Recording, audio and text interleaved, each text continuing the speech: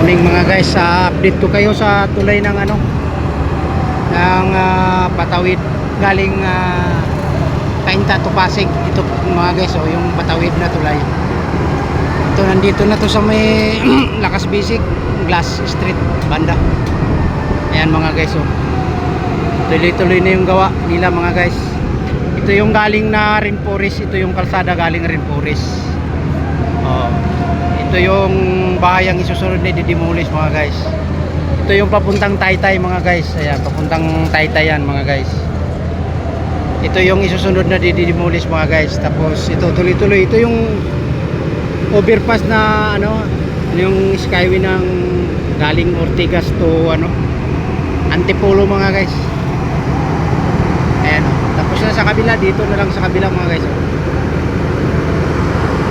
Poste, nag-ukay na sa gilid ng kalsada. Lalim na mga guys. Bali, nagbabari na mga guys.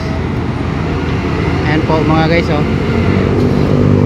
binabari na nila, kaya lakas kumalog yung yung mga kabayan dito sa malapit sa ginagawa mga guys.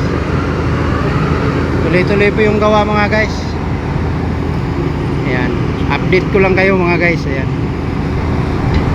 thank you for watching. Please follow, like and share.